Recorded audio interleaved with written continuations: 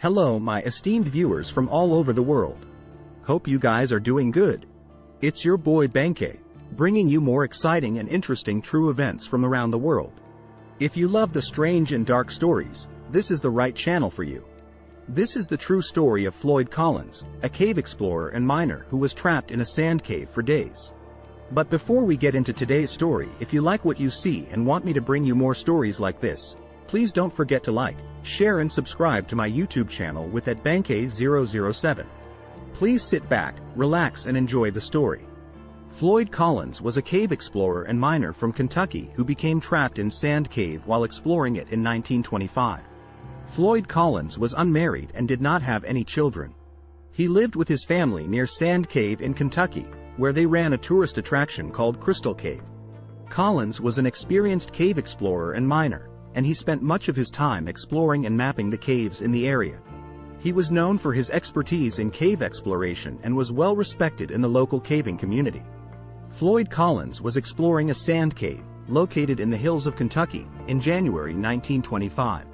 While he was descending into a narrow passage known as the tight spot, a rock became dislodged and pinned his left leg against the cave wall, trapping him in a space barely larger than his body. Collins's friends and family, as well as local authorities, immediately launched a rescue effort. They dug a shaft parallel to the passage where Collins was trapped, hoping to reach him from above and free him. The shaft was dug by hand and was very narrow, making progress slow and difficult. Despite their efforts, rescuers were unable to reach Collins for several days. Meanwhile, reporters from across the country flocked to the scene, turning the rescue effort into a media spectacle. The story of the trapped caver captured the imagination of the public, who followed the developments closely through newspapers and radio broadcasts. The incident became a media sensation, with reporters flocking to the scene and providing daily updates on the rescue efforts. The story captured the attention of the nation and even the world, with people following the developments in newspapers and on the radio. Rescuers continued their efforts, using a variety of tools and techniques to try and reach Collins. They even drilled a hole into the cave from above and tried to lower food and water to him, but he was unable to reach it. As time passed, Collins's condition deteriorated, and he began to suffer from exposure and starvation as he was trapped in the cave for 13 long days. During the 13 days he was trapped, Collins remained alert and in good spirits for much of the time, communicating with rescuers by tapping on the walls and using a makeshift telephone made from a wire and a flashlight battery. Collins was initially able to move his arms and legs and communicate with rescuers, but as time passed, he became weaker and less responsive. He was trapped in a very narrow space, with his left leg pinned against the cave wall by a large rock. The space was so tight that he was unable to move or change position, and he was forced to remain in a crouched position for days on end. Rescuers worked around the clock to try and free Collins, using a variety of tools and techniques to dig a shaft parallel to the passage where he was trapped. They used hand tools and dynamite to break through the rock, but progress was slow and difficult. Collins's condition worsened over time, and he began to suffer from exposure and starvation. Temperatures in the cave were cold, and Collins was only wearing light clothing.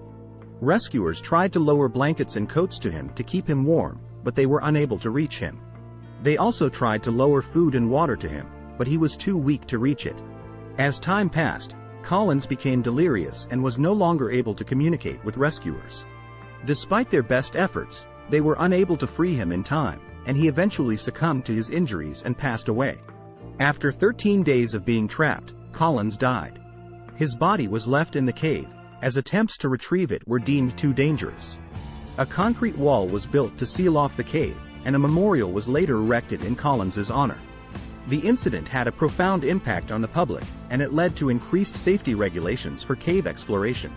It also led to a surge of interest in caving, with many people inspired by Collins's courage and determination in the face of adversity. The story of Floyd Collins has been told in several books and films, including the book, Trapped.